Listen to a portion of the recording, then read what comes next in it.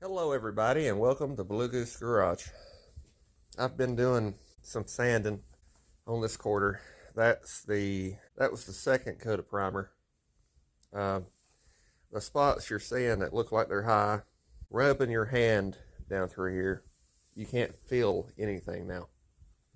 That's just shallow, flat, shallow high spots. It's not, I can't feel it. So all this feels great. Uh, doesn't look great, looks bad, but I already sanded this once and spot primed this back end, then did it again and re-guide coated it. I'm not using any more Bondo on this quarter up here. Got this back here 99% with what I've done. I still have to, once I sand down through here, there's a spot right here. There's no way you can see that. There's a low spot. There's an edge. There's an edge right here. That is where I ran out of time last year, so I just primered over that. That's a low spot in Bondo because I left this edge stock and just cut it, cleaned it up, and welded it down through here on that seam. Now I seam sealed all this last year. There's certain places that you can't really get to. There's certain places that still hasn't got seam sealer. If you remember, if you've watched my videos and stuff, the back corner of that rocker had been cut off because it was getting tubbed, and I put the rocker back. And anytime you weld metal, you weld a lot of stuff. The more work you do to something, the harder it's going to be to keep it from trying to rust again, especially if you drive the car. And there's a spot here that's not seam sealed, so I gotta wire brush and dig that back out the best I can. I gotta re-seam seal this whole joint. Like I said in the last video, there is no such thing as a permanent fix. If you do a lot of body work, a lot of welding, and a lot of cutting on a car, it's going to come back.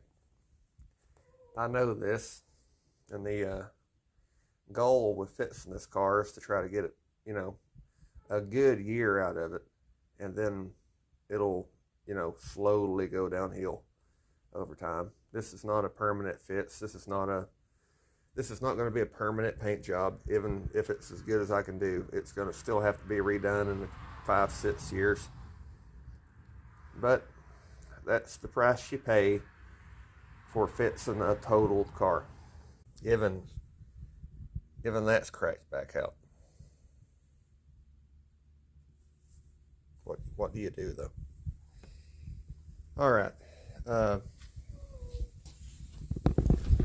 They crack there anyway. Hardtop cars crack here.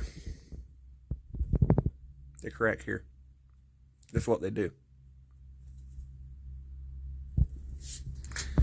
That's been welded, and it's trying to come back. I could dig it back out.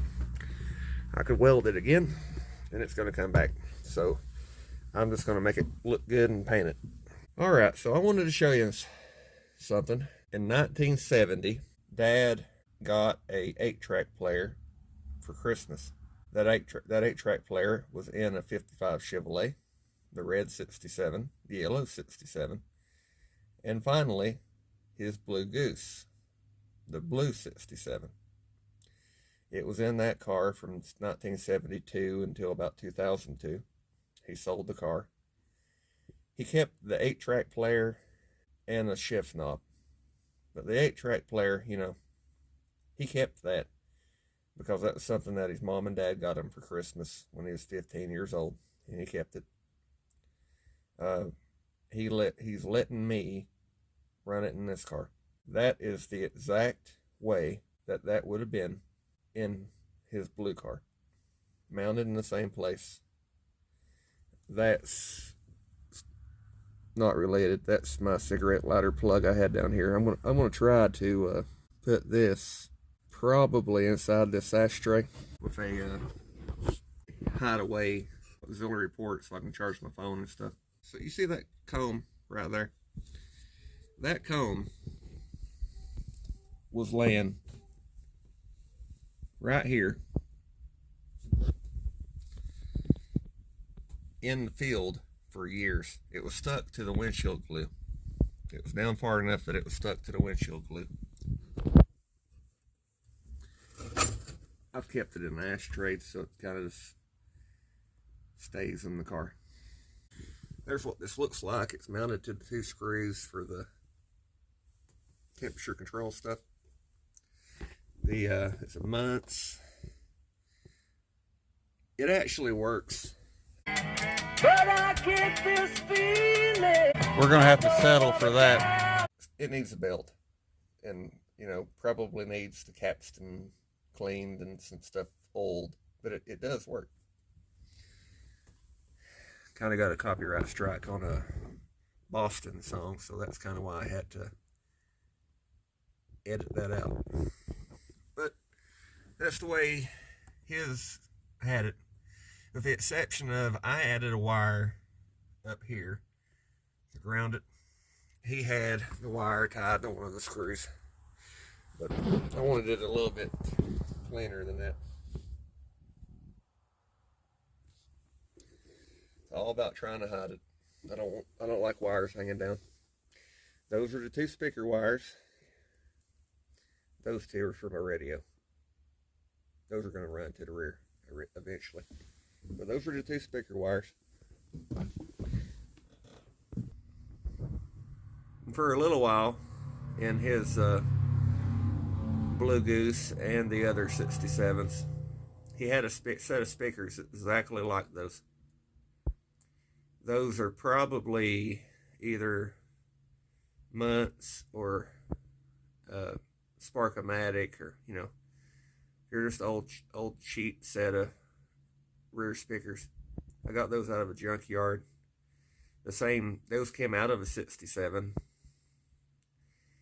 They're not factory 67s, but they came out of a 67. The ones I got my parking light lenses from. These. And, I've got both of them. They're both a little bit broke on that corner. But, as you can see from over here, that's what I did have rigged in here. That was a set of Vandura front marker light lenses that I cut down and glued to the housings. Even a little bit broken, that's still better than what I had. Anyway, one more thing. For instance here, 1970 Chevelle Super Sports had clear front marker lights with amber bulbs. 70 Malibus had amber lenses with clear bulbs. Does anybody on here happen to know if a 67 Super Sport had clear parking lights or amber parking lights? Because you can kind of occasionally find both on eBay, and I can't find out for a fact which one a Super Sport had. I do know that the amber lenses I've got right now came out of a Malibu, but it's kind of what I had.